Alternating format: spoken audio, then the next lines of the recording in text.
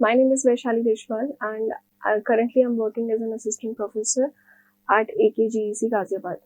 So this is the second class, and in the first class we have covered the unit 1 of artificial intelligence. Subject code is KAI 501. So in the first class we have covered that what is AI and the very basics of AI. What are the types of the artificial intelligence? We have also studied machine learning, and we have seen the several branches of artificial intelligence there. Then intelligent agents. What are the types of the intelligent agents? All that stuff we have already covered in the first lecture. So in today's lecture, the contents are: firstly, we'll study that what are the problem solving methods. Then what are the measuring problem solving performances. Then the types of search algorithms. There's basically two types of search algorithms. The first one is the uninformed, and the second is informed. So these are the two categories, and under these two categories, we'll study some of the search algorithms. So in the first one, we are going to study 6 basic algorithms under the category of uninformed. That is the BFS, that is the breadth first search, uniform cost search, then depth first search, DFS, and depth limited search. Next is iterative deepening depth first search. Next is bidirectional search. And the second category, that is the informed search. So under this category, we'll study two algorithms. The first one is best first search, and second is A-star algorithms. So firstly, we'll see that what are the problem solving methods in artificial intelligence. Artificial intelligence problem solving often involves investigating potential solutions to problems through reasoning techniques. So we can categorize these problems into the two categories. So in unit 1, we have also covered some toy problems. These were like the in-queen problem was there. Then there was some robotic problems were there. So all these kind of the problems we study under the category of toy problems. So here also we just divide the problems into the two major categories. First one is toy problems. Toy problems illustrate the various problem solving methods, and it is the exact and concise description of a particular problem. And these problems, they provide the basis for solving some sort of the problems.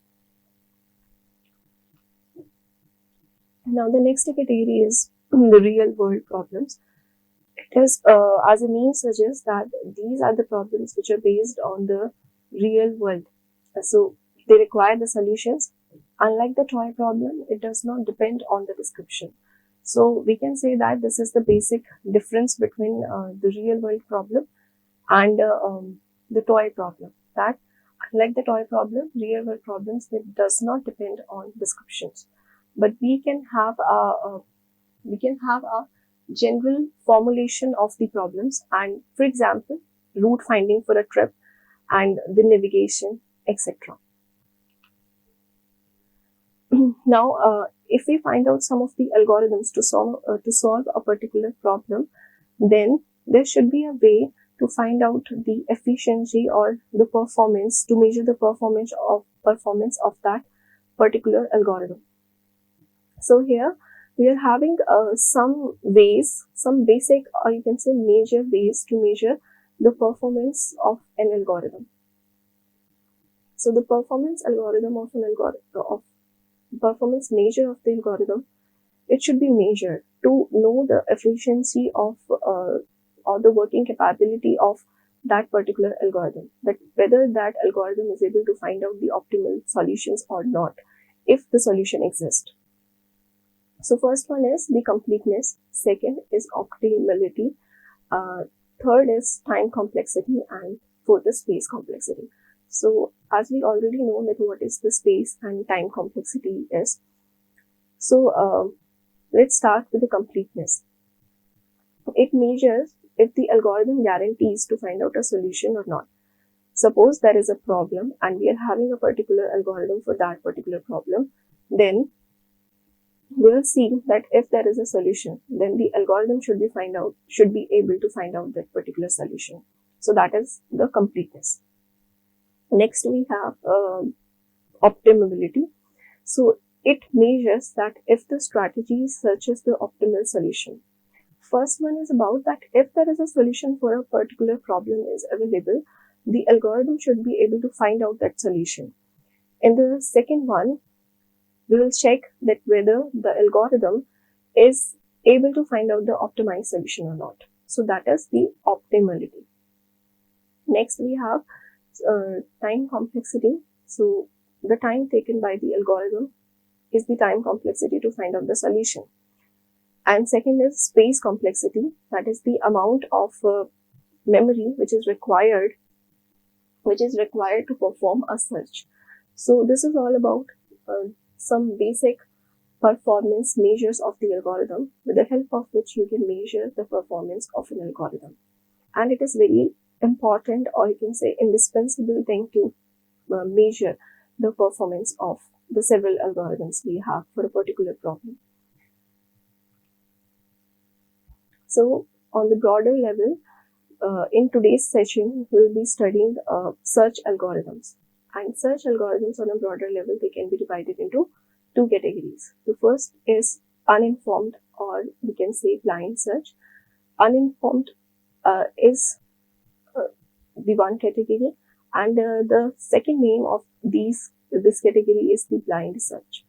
Second category is informed search, or you can say heuristic search. So don't confuse between the heuristic search and the informed search. These two names, they are very interchangeable, and if it is asked that the informed search or heuristic search, then these are same. So first category is uninformed or blind search. We'll be studying these 6 algorithms, as you can see here: DFS, UCS, then DFS, then DLS, iterative deepening, depth first search, and bidirectional search. Next category is informed search. So in informed search, we are having the 2 categories. First one is the best first search, and second is the A-star algorithm.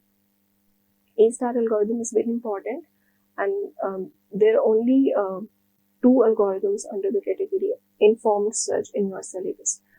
So we'll be starting with uninformed search. So let us explore that what are the uninformed, or you can say the blind searches. So as the name suggests, the search is blind. You don't have any idea about the several things, or you don't have the prior information. So they does not contain any domain knowledge. For example, the closeness or the location of the goal. The ultimate goal of any solution is to reach the goal. So in these search algorithms, when we are searching for the goal, then in these type of researches, we do not have any kind of the domain knowledge. For example, the closeness and the location of the goals, that where we are from our goal.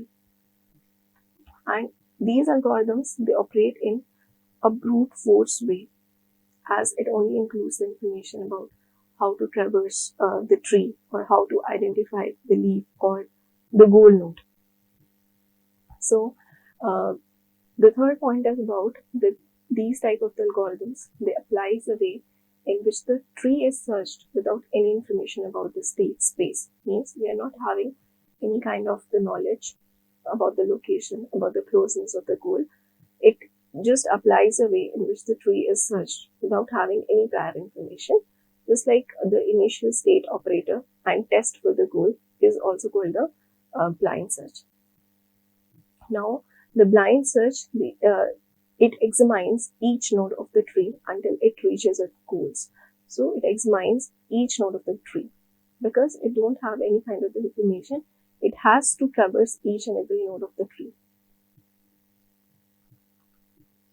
Next, we have informed searches. So in informed searches, the basic difference between the uninformed and the informed is that in uninformed, we do not have any kind of the prior knowledge or the domain knowledge, you can say. But in informed search, we're having the domain knowledge. We know about the location, about the closeness of the goal, and several other kinds of the information in terms of heuristics. Then secondly, In these type of the algorithms, problem information is available, which can guide the search, that where to go, where we are from the goal, etc. Then they can find a solution more efficiently in comparison to the uninformed search strategy.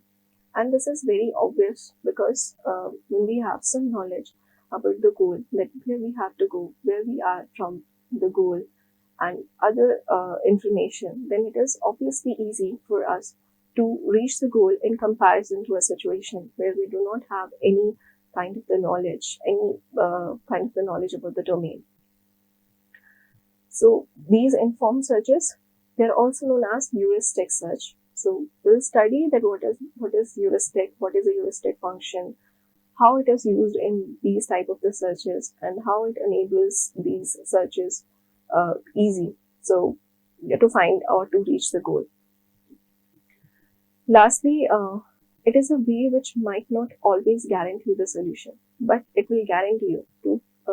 It will not guarantee you to find out the best solution, but it will guarantee you to find the good solution in the reasonable time. So there is a difference between finding a good solution and the best solution. Best solution means the optimized solution. It should be optimized in the term of space, in the term of time, but it guaranteed that will give you a good solution. So under this category, you will study several algorithms like A star. So star represents that it guarantees that it will provide a solution.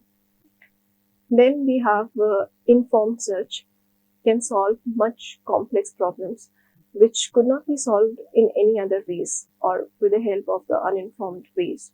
So an example of the informed search algorithm is the traveling salesman problem. So traveling salesman problem is one of the example of informed search algorithms, and there are many.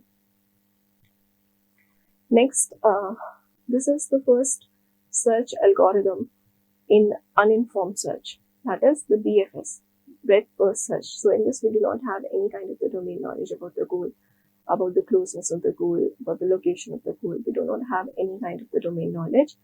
So it is the most common search strategy for traversing a tree or a graph in order to reach a goal. These type of the searches, they search breadth-wise in a tree and the graph, and that is the reason that these are known as breadth first search. Then they start searching from the root node of the tree.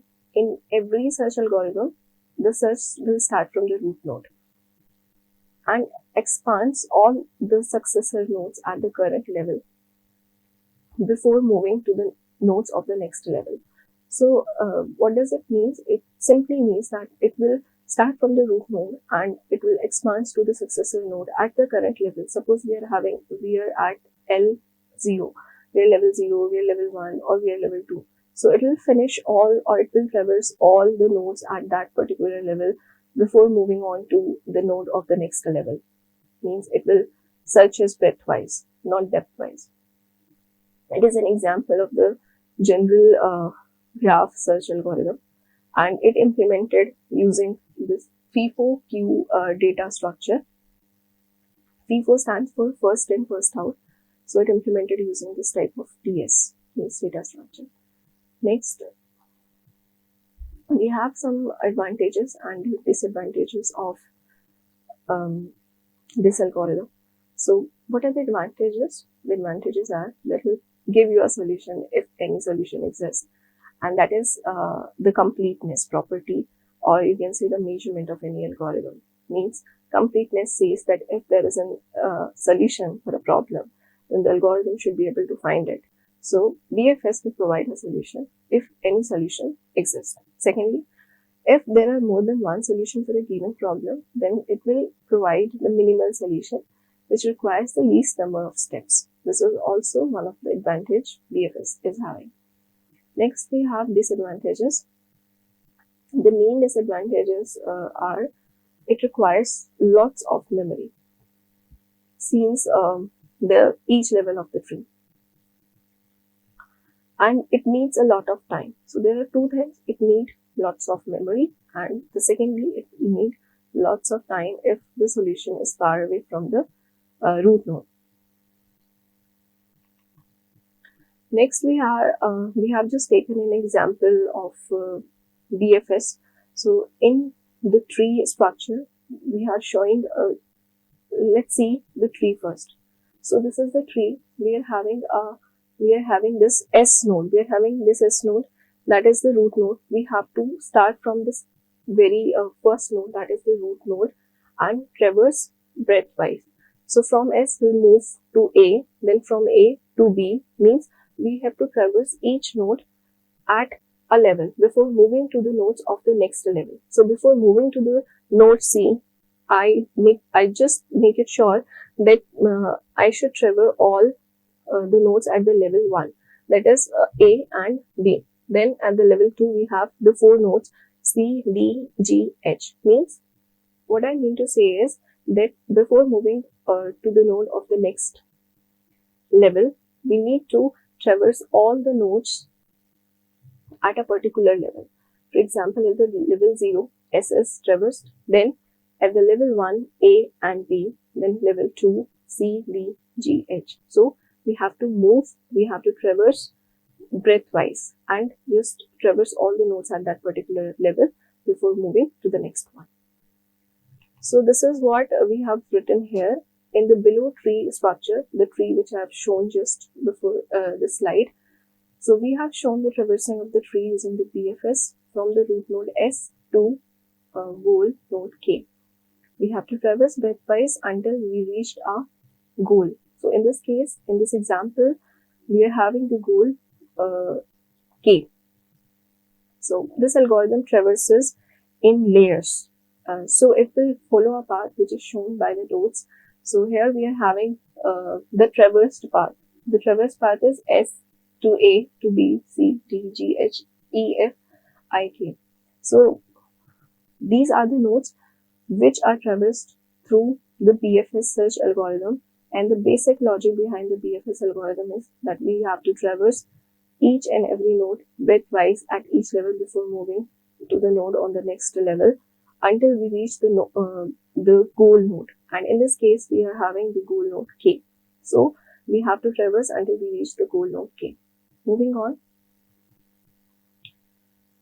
the next search algorithm is DFS, that is the depth first search.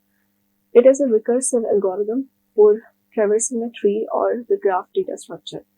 It is known as the depth first search because it starts from the root node and follow each path to its greatest depth. It will not move breadthwise. It will first start from the root node and will follow each path to its deepest depth node before moving to the next path.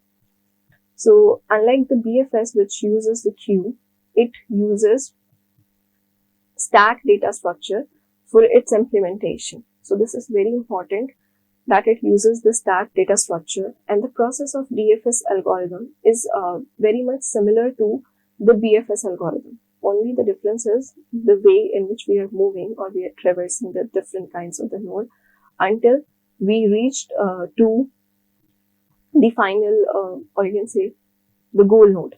So here the basic difference is between the BFS and the DFS. That in BFS we are traversing breadthwise, and in DFS we are starting from the root node and follow each path to its greatest depth. So this is the basic difference. Secondly, BFS works on FIFO and DFS works on it uses stack data structure for its implementation. So these are some of the basic differences between the BFS and DFS. Now we have some advantages and the disadvantages of DFS. First advantage of DFS is that it uses or require very less memory, as it only needs to store a stack of the nodes on the path from the root node to the current node. Next, it takes less time to reach the goal node than BFS algorithm if it traverses in the right path. So these are the disadvantages in the case of BFS, and here we have the same sentences as the advantages in BFS. So disadvantages are that there is a possibility that many states they keep reoccurring and there is no guarantee of finding a solution. So DFS algorithm goes for deep down. So there is also a disadvantage that it may go to the infinite loop. So this algorithm, it goes deep down searching. Suppose there is a branch and it has depth, say it has a great depth. So we have to search that depth before moving on to the next branch in order to find out the goal. So there is a condition that it may go to the infinite loop. So these are some of the disadvantages DFS has. Now, here we have taken an example to show that how DFS actually works. So firstly, you'll see the example. So this is the example here. So this is the example here. We have taken the same example. There are 3 levels in this tree. The root node S. We have to start from the root node S and we have to move to the greatest step.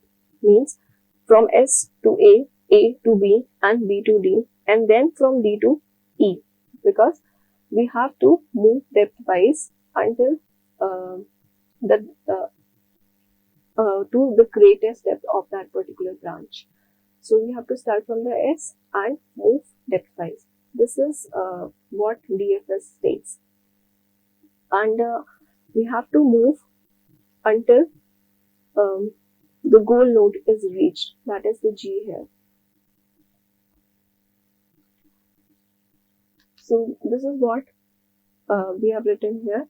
It will start searching from the root node S, traverses A, then B, then D, then E, and after traversing E, it will backtrack the tree as E has no other successors. As here you can see that E has no other successors, so it will backtrack and will go to C and then G, and G is the goal node at which we have to reach. So here the searching stops.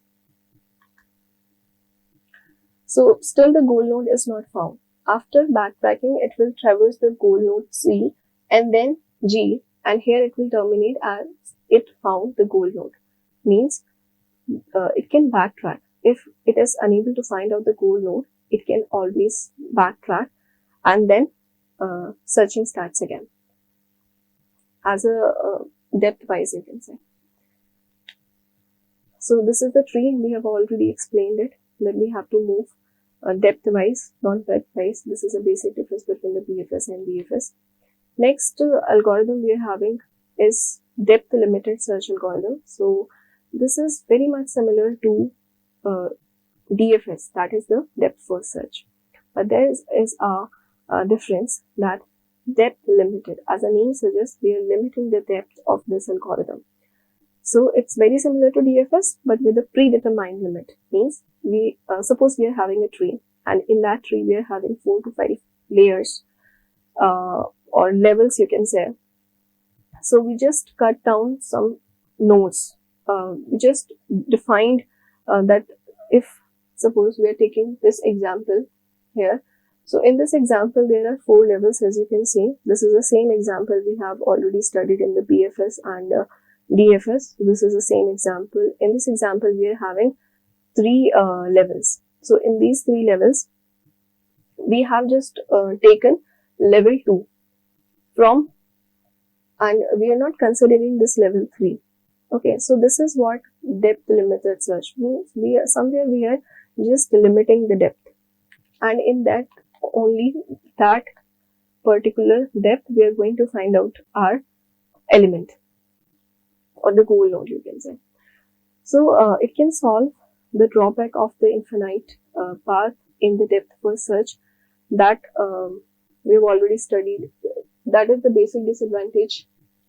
That is the basic disadvantage in the DFS. So in this algorithm, the node at the depth limit will treat as it has no successor nodes further. So it can be terminated with the 2 conditions. First is the standard failure value and the cutoff failure value. In standard failure value, it indicates that the problem does not have any solution, and in the cutoff, the failure value, it defines no solution for the problem within a given depth limit. So again, There are some advantages and the disadvantages like the other algorithms. The first is depth limitless search is the memory efficient. That is the major disadvantage of this algorithm. And the disadvantages are that it also has a disadvantage of incompleteness. Means if the solution is there, then it is not always guaranteed to find out it. And it may not be optimal if the problem has more than one solution. So these are the two major disadvantages in the case of this algorithm. We have taken this example. I have already explained this example. Suppose there are 3 levels here, or you can say 4 levels here starting from the 0. So we are just limiting the depth. Now we are considering these 3 levels, and within these 3 levels we are going to find out the goal node, whether it is present or not. So in this way we are just making memory efficient, or traversal time will also be less. So this is it for today. And in the next session, we'll be discussing the more algorithms or under the category uninformed, and best first search and the A-star algorithms, and AO-star algorithm under the category informed search. And there are many important topics in Unit 2. So we'll be discussing those topics in the next session. Thank you.